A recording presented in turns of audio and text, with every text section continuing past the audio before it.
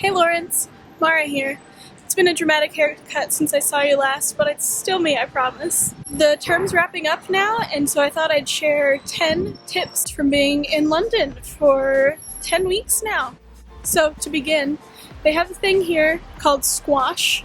It's in the juice section, but it's not juice. It's a juice concentrate. You need to add water to it, otherwise you will be very unhappy with yourself. Trust me, don't do it. Add water. That much squash to that much water.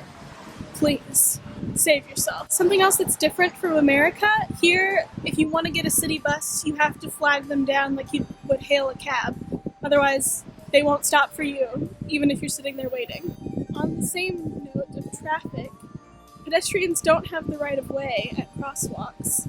So you need to be aware, because if someone hits you, it's your fault. So stay safe. Still thinking about road traffic and the like. Street signs here are not hopefully on the corner like they are in America. They're usually on the side of a building, which can be sometimes hard to find. And we didn't know that before we got here, and we were all very confused and lost.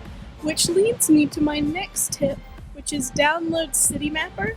It's an app that helps you get anywhere you want, and you can get back from anywhere. They tell you about subway lines, buses, walking times, and they give you live directions, and it's really, really helpful for getting anywhere you need to go in the city. Switching gears a little bit, if you have a card, like a bank card, credit card, debit card from America, no matter what, here you'll have to sign for it. So be prepared. It holds up things a little bit, and people can get a little bit annoyed in the grocery lines. It's very fast-paced, so just know that you're going to have to sign for it, even if in the US you can use a PIN number. Moving into general London things, something I wish I'd done was make plans ahead of time. I think it's really important to figure out early on what you want to get out of your time here, so that you can make plans for it and follow it through. Because right now at the end of the term, there's so many things that I feel like I could have, should have, would have done if I'd had more time, and I could have other times when I didn't know what to do, so just plan in advance, and I think you'll feel really fulfilled with your experience. On a similar note, I think especially even more so than on the Appleton campus, it's important here to find a balance between schoolwork and adventure time, so to say, and that'll really help as well with getting everything done for school and everything you want to get done while you're in London. Something that I had a little bit of trouble with when I first got here was my coworkers at my internship would always come with me and be like, "You all right?"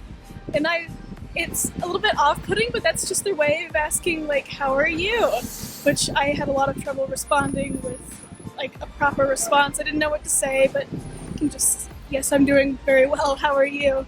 But it took me a little bit, so I thought I'd pass that information on to you. Lastly, I'd say take advantage of everything the Lawrence London Center program has to offer. Christine, the director, is a wonderful human being, and she'll give you tips for the weekend, anything you want to do. So many free theater tickets and everything. I've really enjoyed doing all of Christine's programs, so I'd really, really, really advocate for getting involved early on and sticking with it, because for me, it's really made my experience better.